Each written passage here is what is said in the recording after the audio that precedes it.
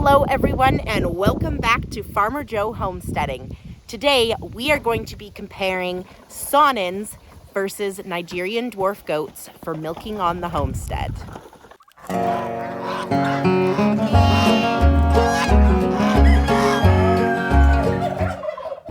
So I have found that these girls have been pretty much complete opposites in many different ways.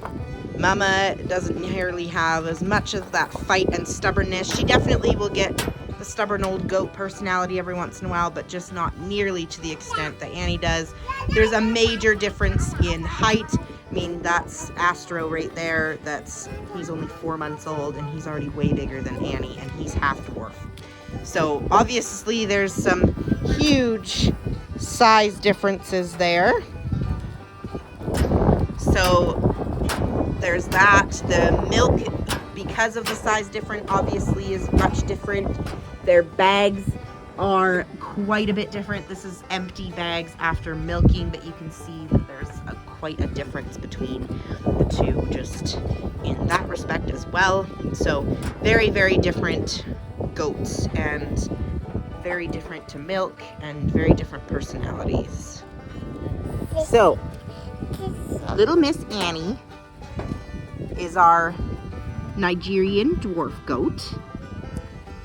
Annie is about 8 years old and we milk her full time. Personality wise, from what I've heard from other breeders and people who raise Nigerian dwarfs, she is pretty much your typical Nigerian dwarf. She is extremely stubborn. She will fight and fight and fight for whatever she wants and doesn't give up nearly as quickly as the other girls. I have to watch because she can get quite pushy. She's our only goat with horns. There are naturally polled lines of Nigerian dwarfs, but we just happen to come across Annie and she is not, which actually works out to her advantage because she's with all of these big girls who do not have horns, so I think it works good for her. Now, Big Mama here is our Saanen. Saanens are known for being like the Holsteins of the dairy goat world, and she holds up to that, and in her prime peak will produce us about 1 gallon a day of milk, which is a lot for a goat. She also eats like a Holstein, so that part is not nearly as nice as, whereas Miss Annie, who's more like the Jerseys, is a bit different. Now, in the respect to comparing them with the Jersey to Holstein, their milk is very much like that too. Big Mama does not produce any cream line to her milk. Goat milk is naturally homogenized, so there's not usually a cream line, but with Annie, we do get that cream line because she does have a higher fat content to her milk. Right, Miss Mama?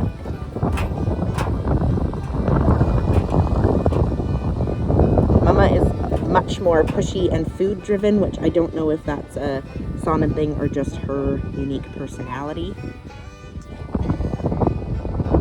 What do you think, Miss Annie? I will show you guys the footage of milking and comparing their milk and the milk quantity. Okay, so here is our Miss Annie in the stanchion and her bag. The biggest issue we have with milking a dwarf and Saanens is the jar that we milk in is too big. So I have to make sure that I tip it on an angle to milk, which makes it take a lot longer to milk her. When I was bringing a smaller jar, that worked awesome, but then it was too small to fit all the milk from our Big Mama Saanen, and it just was really inconvenient to have to bring 2 jars out to the barnyard all the time, so we just choose to milk in one. So I brought out some separate jars today to really show you guys the difference. So I have my big jug here for Big Mama. That's a full gallon jar. This is 1 liter. So I'll show you guys the difference. And you can already see there's quite a difference in her bag. So let's get milking. Big Mama's bag, I can milk her just like a cow. And you can see her flow is extremely good. Good streams. She's got good streams on both sides. Makes her super easy to milk out and super quick. All right, there's Big Mama fully milked out. Okay, so that is Big Mama's contribution. It's just a touch underneath the half-gallon marker for her morning milking. Visually, the biggest difference, you can tell the bag size.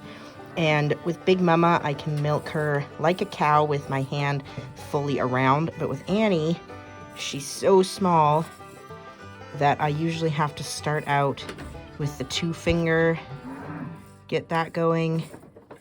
And then I can start grabbing once her bag's not quite as full. But sometimes it's just easier to do the 2-finger. So she just takes a lot longer to milk because of her teat size. It just is a lot harder to milk her out, and she doesn't have nearly the flow. All right, she's all milked out. All right, there they are. Big Mama's jar and Annie's jar. Visually, you can even see the difference in the fat just by the color. You can see Annie's got a much higher fat content, so her milk is more of an orangey yellow color. So she gave us about 3 cups this morning. So that is the difference in one milking on a Saanen, a Nigerian Dwarf, on the exact same diet. Now, we absolutely love Miss Annie. I love having her here on the farm. She definitely is a pleasure, even with her stubborn streak. She is really, really awesome with the kids. She's the kid height, so we find that the little one, he is only 1.5 years old, and he gets along with Annie better than the other goats just because she's more his size. But if I ever had the opportunity to get a dwarf goat again, I probably wouldn't. We definitely love having Annie, and we're glad that we were able to give her her forever home and milk her, but I definitely prefer the bigger girls and the bigger breeds over having a dwarf. They are just so much easier to milk because we use our goats for milking. It just makes a lot more sense. I would need 4 Annies to produce the amount of milk I get from Mama, so even just in that respect, it saves a lot more time. I can milk out Mama in 5 minutes. It takes me 10 to 15 with Annie. So even though Annie doesn't produce as much milk, she has a smaller bag. It's harder to get to, so it just takes longer to milk her as well.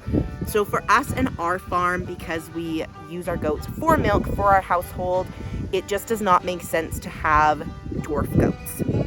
If you are wanting more fat in your milk, the dwarfs are definitely nice. That's why a lot of dairy farms will have Jersey cows mixed in with their Holsteins so that they have that higher fat content. So in that respect, it is nice to have Annie around, but I would not purchase a dwarf goat for our farm. I definitely prefer the Saanen over the Nigerian Dwarf. All of our girls are definitely really good with the kids. They're very tolerant to the kids running around and playing.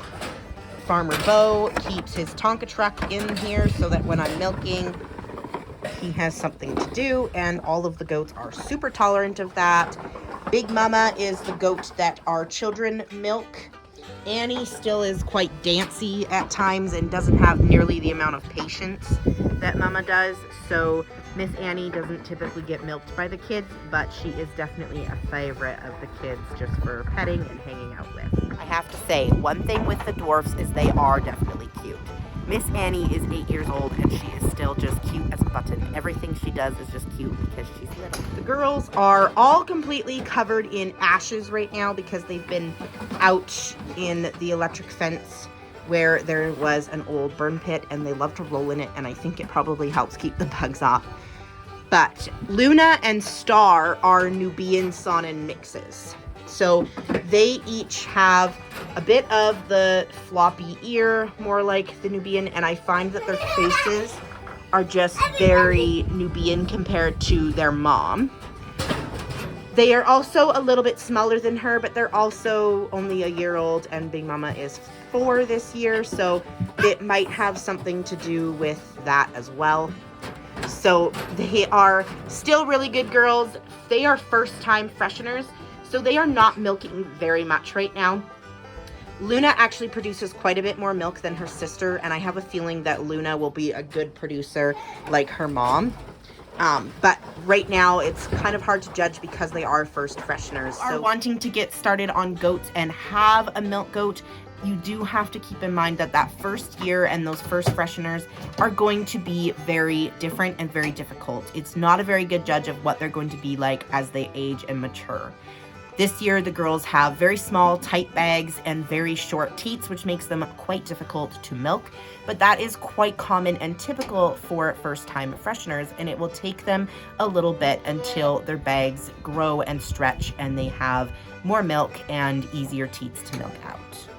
Because of this, we are not milking our first-time fresheners full-time.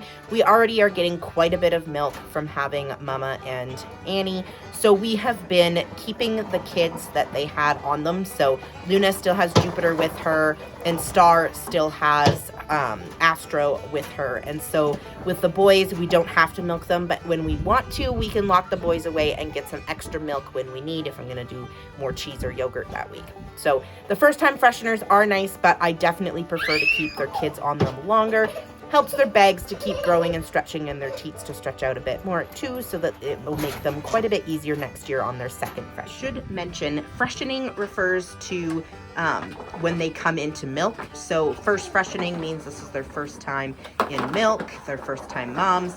Next year will be their second freshening. It'll be their second time coming into milk. So for both Luna and Star, they are our first time fresheners.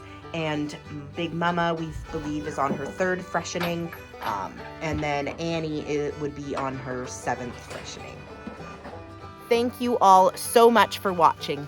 As always, make sure you like and subscribe to our channel. If there's anything I missed that you would like to know about our milk goats, leave us a comment below and we would be happy to answer any questions that you might have. We'll see you guys next time.